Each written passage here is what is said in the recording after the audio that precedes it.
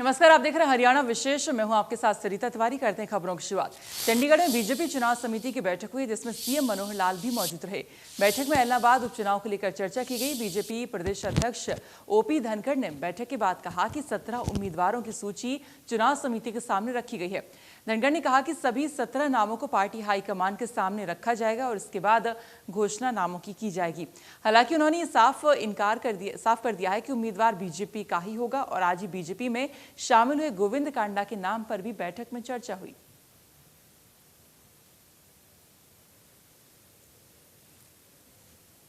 तो इलाहाबाद सीट पर चुनाव होने वाले और ऐसे में बीजेपी अपना प्रत्याशी यहां पर उतारेगी। अब हाल ही में शामिल हुए गोपाल कांडा के नाम को लेकर भी आज बैठक में चर्चा यहां पर हुई है। तो इलाहाबाद उपचुनाव को लेकर ये मंथन लगातार जारी है।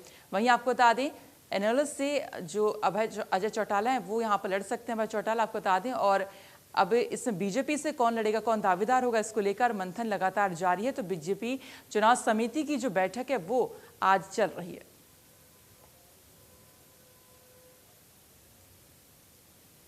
तो इस बैठक में आपको बता दें, बीजेपी के प्रदेश अध्यक्ष ओपी धनखड़ भी यहां पर मौजूद रहे और ऐसे में उन्होंने साफ कर दिया कि दावेदार बीजेपी से ही होगा। 17 उम्मीदवारों की सूची जो चुनाव लड़ने के इच्छुक हैं वहां पर वो चुनाव समिति के सामने प्रस्तुत की गई। चुनाव समिति ने विचार करके उसमें सब विषयों को सुन के एक हायरार्की बनी है। लेकिन हायरार्की बनने के बाद सारी चुनाव समिति ने ये निर्णय मुझ पर और मुख्यमंत्री जी पर छोड़ दिया कि आप दोनों केंद्रीय नेतृत्व से विचार विमर्श करते हुए, जैसे भारतीय जनता पार्टी की अपनी पद्धति है कि चाहे विधायक का चुनाव है चाहे सांसद का चुनाव है, उसका अंतिम निर्णय केंद्रीय नेतृत्व करता है। जब चुनाव कई स्थानों के होते हैं तो पूरी इलेक्शन कमेटी बैठती है केंद्र की, उसके सामने बुलाते हैं। और जब चुनाव कम स्थानों के होते हैं तो कई बार जैसे हमको यहाँ अधिकार दे दिया, उसी तरह से राष्ट्रीय अध्यक्ष को वहाँ अधिकार दे देते हैं। तो हम उनको से निवेदन करेंगे कि हमने अपना विचार विमर्श किया है, कर लिया है। जो ही आप हमको समय देंगे तो मैं और मुख्यमंत्री जी उनके सामने उपस्थित होंगे। जो भी केंद्र से जो निर्णय, यहाँ की जो प्राथमिकताओं के आधार पर जो सूची हमने तैयार की है, उस पर जिस पर भी मोहर लगेगी उसकी जानकारी आपको दे दी जाएगी। चुनाव गठबंधन लड़ेगा और भारतीय जनता पार्टी की चुनाव समिति ने विचार किया है तो भारतीय जनता पार्टी का उम्मीदवार होगा, लेकिन चुनाव दोनों पार्टियां मिलकर लड़ेंगी। पिछली बार भी भारतीय जनता पार्टी ने पिछले 2 बार से कोई 10-11 हज़ार वोटों से हम पीछे रहे हैं। लगभग 45,000 वोट पिछले चुनाव में हमने लिए हैं। भारतीय जनता पार्टी को बहुत लोग वहां प्रेम करते हैं और बहुत दमदारी के साथ चुनाव में हम जा रहे हैं, जीतने के लिए जा रहे हैं। चुनौती तो ये अभय सिंह जी के लिए है, क्योंकि वो सीट छोड़कर आए थे। रिपीट करना उनके लिए चुनौती है। मैंने पहले भी कहा था कि हमारे लिए तो ये अपॉर्चुनिटी है, अवसर है, और अवसर को हम उपलब्धि में वहीं इलाहाबाद उपचुनाव को लेकर इनेलो ने अपने प्रत्याशी की घोषणा कर दी है। इनेलो से अभय चौटाला चुनाव लड़ेंगे। चोपटा गांव में हुई महापंचायत के मंच से ओपी चौटाला ने अभय चौटाला के नाम का ऐलान किया है। दरअसल चोपटा गांव में महापंचायत हुई, जिसमें अभय चौटाला के नाम पर मुहर लग गई है। कृषि कानूनों के विरोध में इलाहाबाद से इनेलो पार्टी के इकलौते विधायक अभय सिंह चौटाला ने 27 जनवरी को पद से इस्तीफा दे दिया था। इसके बाद से सीट खाली पड़ी थी और अब इस सीट पर 30 अक्टूबर को वोटिंग होगी और रिजल्ट 2 नवंबर को आएगा।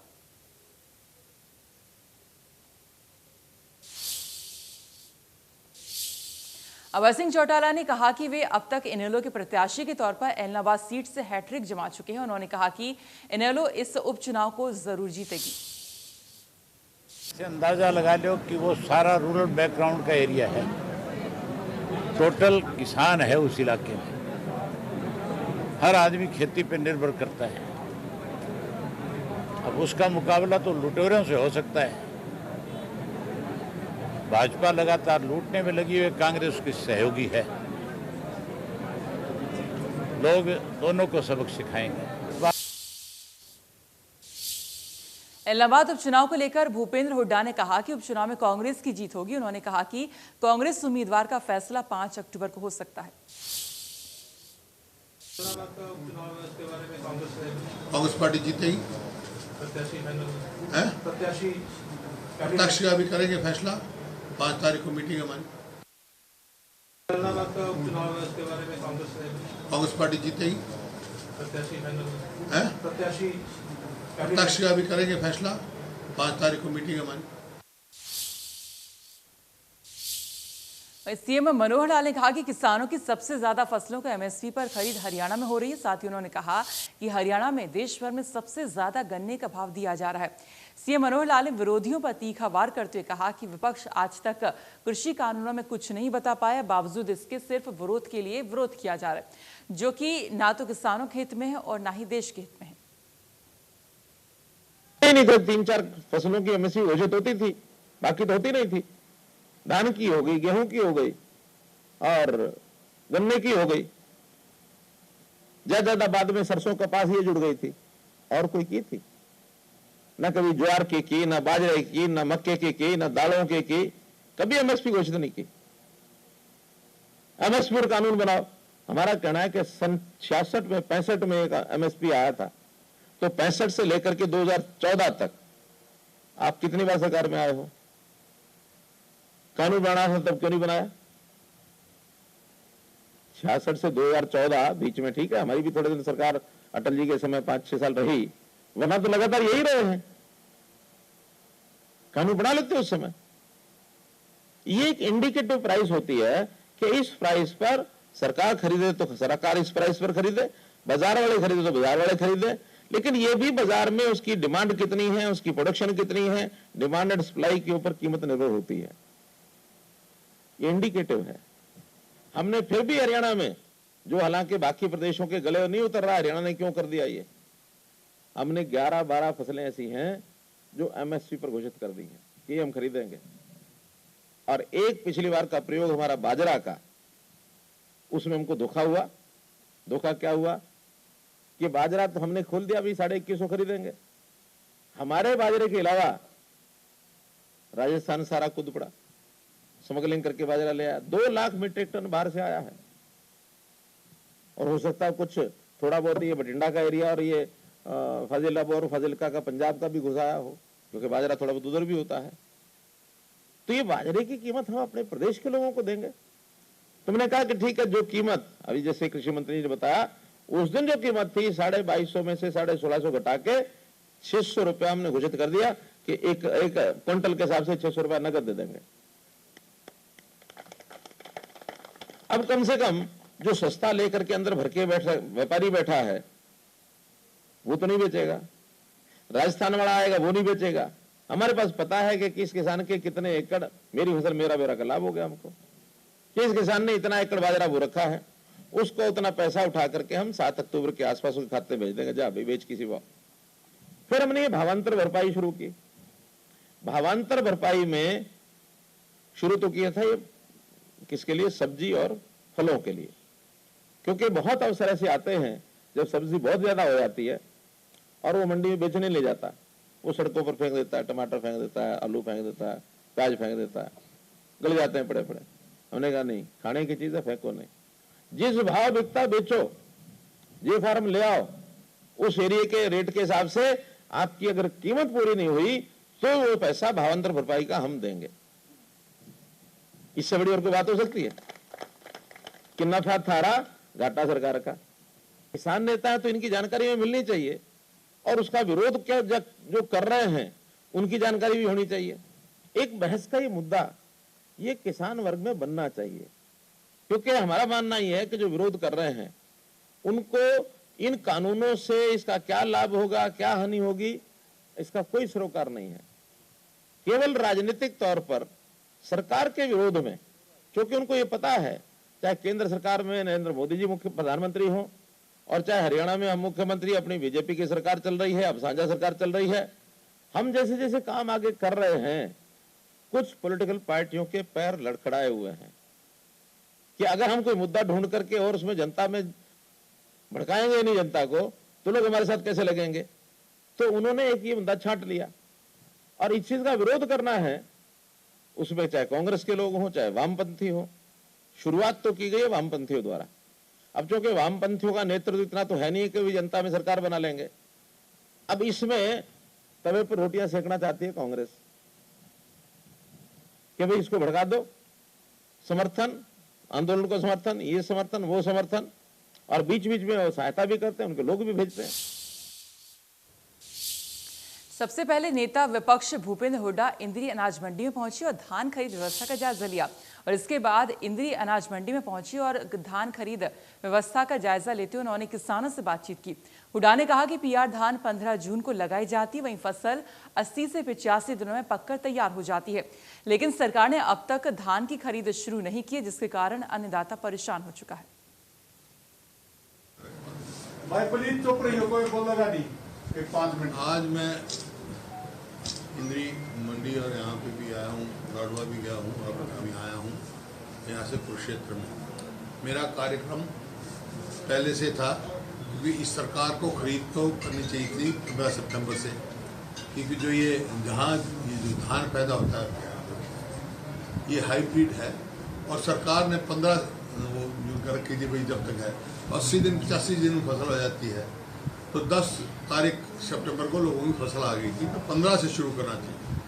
लेकिन इन्होंने कहा भाई 25 से करेंगे, 25 से कहा कि 1 तारीख को करेंगे और 1 तारीख को कहा 11 तारीख को करेंगे। किसान ने सारा मतलब 2 लाख क्विंटल से ज़्यादा इस टाइम पिपली मंडी में धान पड़ा है और उसकी खरीद शुरू नहीं हुई। खैर ये बात हुई, केंद्र सरकार ने कल फैसला किया भी खरीद शुरू करो, क्योंकि केंद्र सरकार का बहाना लगा के हरियाणा सरकार खरीद नहीं रही थी। कांग्रेस के राष्ट्रीय मीडिया प्रभारी रणदीप सुरजेवाला ने कैथल में अनाज मंडी का दौरा कर धान खरीद का जायजा लिया। रणदीप सुरजेवाला ने इस दौरान मंडी में धान लेकर पहुंचे किसानों से मुलाकात की और उनकी समस्याओं को जाना। सुरजेवाला ने कहा कि हरियाणा में धान की सरकारी खरीद 25 सितंबर से शुरू होनी थी, इस बारे में सरकारी पत्र भी जारी कर दिया गया। लाखों क्विंटल धान 20 सितंबर से ही प्रदेश की मंडियों में आना शुरू हो गया है। 11 दिन बीत जाने के बाद भी 1 फूटी कौड़ी धान की एमएसपी पर सरकारी खरीद नहीं हुई है। बाजरा जो 2 बड़ी फसलें हैं अपने यहाँ, कपास तो प्राइवेट में जा रही है, इनके खरीद के 2021-22 के मापदंड भारत सरकार ने, मोदी सरकार ने, बीजेपी ने जारी ही नहीं किए। नमी की मात्रा कितनी होगी, अगर दाना काला पड़ गया या सिकुड़ गया तो कितने % होगा, ये कोई मापदंड आज तक जारी नहीं हुए। अगर मापदंड जारी नहीं हुए खरीद की, तो खरीद कैसे करेंगी सरकारी एजेंसियां? ये झूठ बोलकर षड्यंत्र करके एमएसपी पर धान नहीं खरीदना चाहते, ये एमएसपी को बंद करने का षड्यंत्र है। वहीं करनाल अनाज मंडी में धान की सरकारी खरीद शुरू हो गई है। डीसी निशांत कुमार यादव ने मंडी का निरीक्षण किया। उपायुक्त ने कहा कि जिले की सभी मंडियों और परचेज केंद्र पर खरीद शुरू हो चुकी है। उन्होंने कहा कि फसल में नमी की मात्रा अधिक होने की वजह से खरीद कम है। उपायुक्त ने यह भी कहा कि नियम के अनुसार 17% नमी होनी चाहिए। जिले में 238 राइस मिल हैं, जिनमें से 30 से 40 का रजिस्ट्रेशन हो चुका है। की सभी 10 मंडियां हैं, 5 हमारे सब यार्ड्स हैं, परचेज सेंटर्स हैं, यानी 15 जगहों पे खरीद हो रही है। हालांकि क्योंकि अभी हाल ही में बारिश का सीज़न चला हुआ है, लगभग हर रोज़ बारिश आती है, इस वजह से हमने देखा है कि कई जगह ज़्यादा काफ़ी सारी ढेरियों में मॉइस्चर की जो मात्रा है वो काफ़ी ज़्यादा है, 21% है, 22% है, जबकि जो भारत सरकार की मान्यता के अनुसार 17% से ज़्यादा जो है मॉइस्चर नहीं अलाउ करते। तो हमने किसान भाइयों से भी रिक्वेस्ट की है, कहा है कि जो जीरी है, पैडी है, उसको अच्छे से फैलाएं, उस पर जो है झरना लगाएं, पंखा लगाएं, ताकि जो है उसकी मॉइस्चर की मात्रा उचित मात्रा में आ सके। टोहाना अनाज मंडी में मजदूरी घटाने के खिलाफ मजदूर संगठनों मार्केट कमेटी के कार्यालय के बाहर जमकर रोष प्रदर्शन किया। इस दौरान मजदूर नेताओं ने कहा कि इस बार जो नए मजदूरी के दाम बताए गए हैं, उनमें पिछली बार की तुलना में मजदूरी को कम दिखाया गया है। अलग अलग विषय में मजदूरी कम की गई है। साथ ही मजदूर नेताओं ने चेतावनी दी कि अगर उनकी मांग नहीं मानी गई तो हड़ताल जारी रहेगी।